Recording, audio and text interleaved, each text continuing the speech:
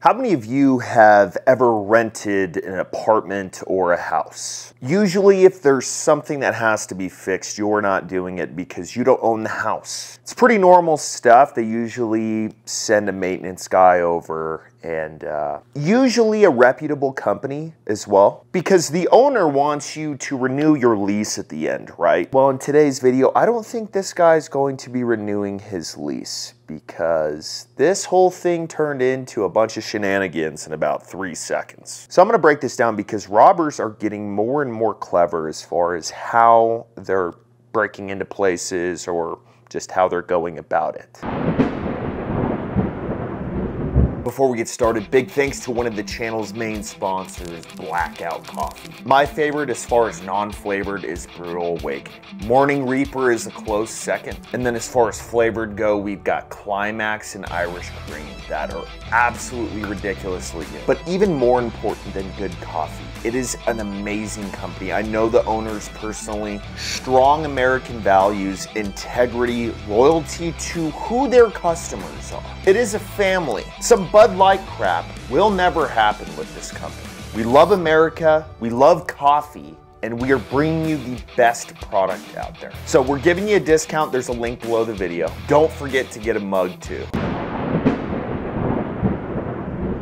So the first thing we see is this guy going up to an apartment, and he says, well, is this number? He reads off the door behind him. Can I help you? Oh yes, they came to check your air filters. I'm not sure. This is pretty. So you're already, what are you doing? No. Yeah, we're checking the air filters.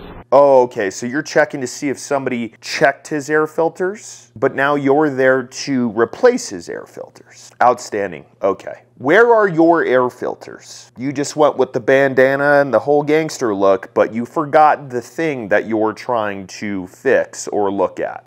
Just some people, man. Just stupid. Oh, nobody's home right now. You'll have to wait till another day. Oh, much appreciated. Now, look, the first mistake of this homeowner is he said, well, I'm not home right now. They make those Ring cameras or whatever kind of cameras that go at your front door for a reason. You can pick your phone up and answer it like you're in the house from literally across the country, probably in another country. But obviously you have to make up a good reason as to why you can't come to the door if you're not there, right? Oh, I got a sleeping baby, I'm in the middle of a meeting, whatever it is. But probably the worst thing you can say is, well, I'm just not home. Now that being said, who robs a place with their face just out? And look, I know you're trying to do the whole, okay, I'm the maintenance guy. But if you're robbing the place, everyone knows who you are at that point. So he goes and tries to kick the door down at this point with a gun in his hand. And it doesn't work out, so he has another guy who is smart enough to put a mask on. And he tries to kick the door down and still didn't work.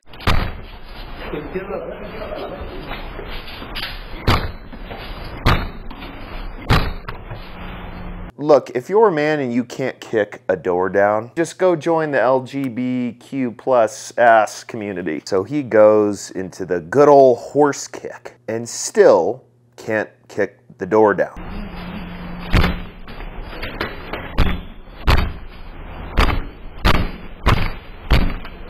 Can I just ask before we continue on, what is the benefit of robbing someone's apartment versus like a store? Like, why don't you do it like the normal criminals nowadays? People just walk into a Foot Locker, a Macy's, a whatever, and they just take everything they want and walk out. But no, you chose an apartment, and that was kind of stupid, as we're gonna see in about 2 seconds here.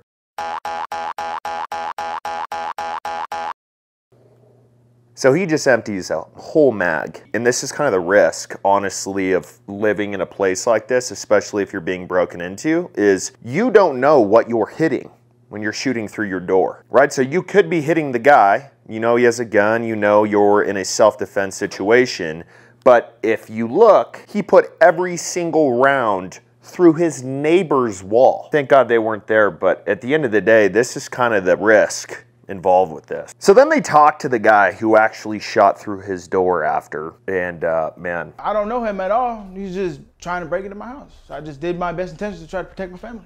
What did you think when you watched that video back? I was hoping I got him.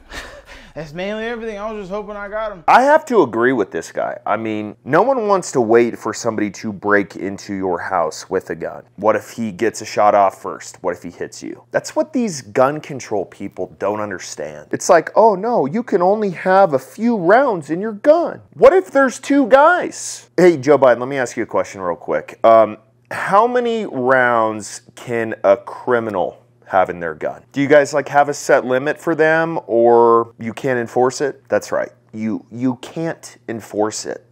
So what you're doing is you're saying, okay, so all of the law-abiding Americans out there, we want you to have a disadvantage against criminals who go out, rob people, kill people, and are essentially just horrible human beings. But for the people who have morals, who work an honest job, no, you can only have 8. And you better be a damn good shot and make sure that you're well within your rights or the laws of your state, or else we're gonna arrest you. America needs to start adopting some different principles. And it's honestly pretty simple. It's all logic, so don't get confused here, Biden. If criminals can have whatever they want because they just don't care about your laws, you need to let law-abiding Americans have the same, period. Nothing is stopping them. They're already committing crimes. Gun laws are literally irrelevant to these people.